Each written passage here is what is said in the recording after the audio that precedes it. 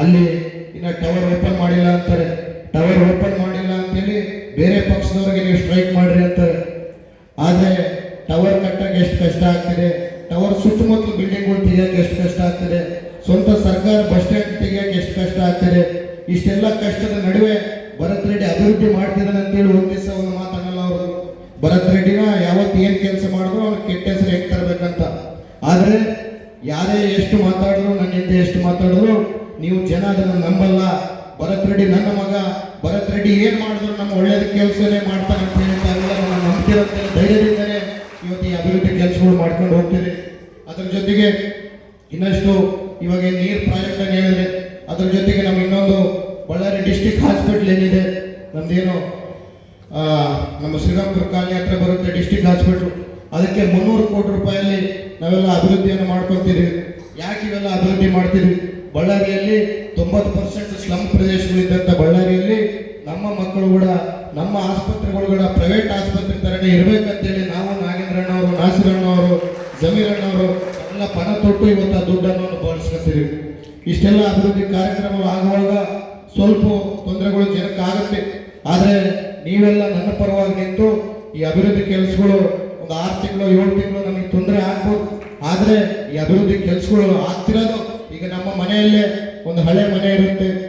ಹಳೆ ಮನೆಯಲ್ಲಿ ಸ್ವಲ್ಪ ಏನೋ ಹೊಸದಾಗಿ ನಾವು ಮಾಡ್ಕೋಬೇಕಂದಾಗ ಮನೆಯಲ್ಲಿ ಅಲ್ಲಲ್ಲೇ ರೂಮ್ಗಳನ್ನ ಈಗ ಅಡ್ಜಸ್ಟ್ ಆಗಿ ನಾವು ಹೆಂಗ ಮನೆಯನ್ನು ನಡೆಸ್ಕೊಂಡು ಹೋಗ್ತೀವೋ, ಈ ಬಳ್ಳಾರಿ ಕೂಡ ನಮ್ಮ ಮನೆ ಅಂತೇಳಿ ನೀವೆಲ್ಲ ನನ್ನ ಕುಟುಂಬರಂತೇಳಿ ಭಾವಿಸ್ತಾ ತಾವೇನು ಅನುಕೂಲತೆಗಳು ಅನಾನುಕೂಲತೆಗಳು ನನ್ನ ಕಡೆಯಿಂದ ಆದರೂ, ನನ್ನ ಕಡೆಯಿಂದ ಏನಾದ್ರು ತೊಂದರೆ ಆದರೂ ತಾವೆಲ್ಲ ಕ್ಷಮಿಸ್ತೀರಂತೇಳಿ, ಅದರ ಜೊತೆಗೆ ಜಗಳಲ್ಲ ಅಂತೇಳಿ ಅವ್ರು ಎಷ್ಟು ಮಾತಾಡ್ತಾರೋ ಇನ್ನ ಅಷ್ಟು ಅಭಿವೃದ್ಧಿ ಕೆಲಸ ಮಾಡ್ತೀನಿ ಅಂತ ಹೇಳಿ ಇಚ್ಛೆ ಪಡ್ತೀನಿ. ದುಡ್ಡು ತಂದ್ರೆ ಒಂದು ಕಷ್ಟ, ದುಡ್ಡು ತಂದಿಲ್ಲ ಅಂದ್ರೆ ಒಂದು ಕಷ್ಟ.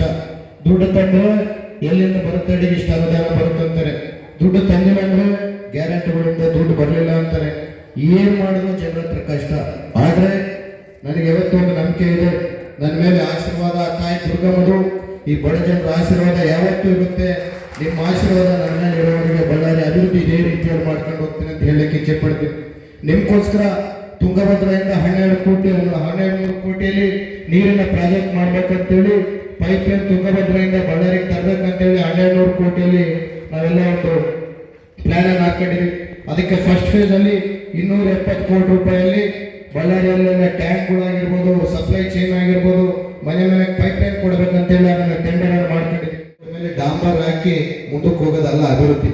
ಅಭಿವೃದ್ಧಿ ಅಂದ್ರೆ ಇನ್ನ 20 ರಿಂದ 30 ವರ್ಷಕ್ಕೆ ನಮ್ಮ ಮಕ್ಕಳನ್ನ ಕನಸು ಕಾಣಂತ ಒಂದು ನಗರವನ್ನು ಕಟ್ಟಿ ತೋರಿಸೋದೇ ಅಭಿವೃದ್ಧಿ ಅಂತ ಹೇಳಕ್ಕೆ ಇಚ್ಛೆಪಡ್ತೀನಿ. ನಾಳೆ ಬೆಳಿಗ್ಗೆ ನಮ್ಮ ಮಕ್ಕಳು ಕೂಡ ಮಂಗಳೂರು, ಉಡುಪಿನೋ, ಬೆಂಗಳೂರು ಹೋದಾಗ ನನ್ನ ಬಳ್ಳಾರಿಯಲ್ಲಿ ಕೂಡ ರೋಡ್ಗಳು ಅಗಲೀಕರಣ ಆಗಿದೆ, ನನ್ನ ಬಳ್ಳಾರಿ ಕೂಡ ಅಭಿವೃದ್ಧಿ ಆಗ್ತಿದೆ ಅಂತೇಳಿ ನಮ್ಮ ಮಕ್ಕಳು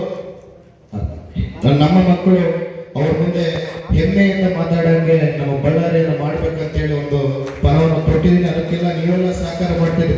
ಆದರೆ ಕೆಲವಷ್ಟು ಜನ ಅವ್ರಿಗೇನು ಬುದ್ಧಿವಂತಿಕೆ ಇರುತ್ತೋ ಇಲ್ಲೋ, ವಯಸ್ಸು ಬರುತ್ತೋ ಹೋಗುತ್ತೋ ಗೊತ್ತಿಲ್ಲ, ಆದರೆ ಈ ತರ ಮಾತಾಡ್ತಿರ್ತಾರೆ. ಯಾಕೆ ವೈಂಡಿಂಗ್ ಮಾಡಬೇಕು, ಯಾಕೆ ರೋಡ್ ಹೊಡಿಬೇಕು, ಯಾಕೆ ಬಿಲ್ಡಿಂಗ್ ಹೊಡಿಬೇಕು? ನಾನು ಎಲ್ಲಿ ನನ್ನ ಆಸ್ತಿಗಳು ಇದ್ದಿದ್ದ ಕಡೆ ರೋಡ್ ಹಾಕಂತ ಇಲ್ಲ.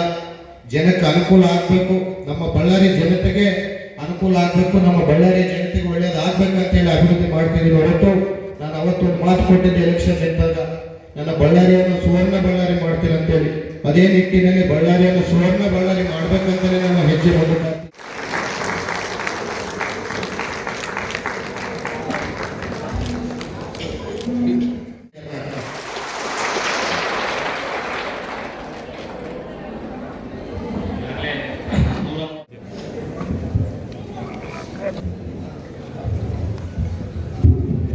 ಮಡಿಕೆಯ ಮಾಡುವಡೆ ಹೊನ್ನೆ ಮೊದಲು, ತೊಡುಗೆಯ ಮಾಡುವಡೆ ಹೊನ್ನೆ ಮೊದಲು, ಶಿವಪಥವನ್ನು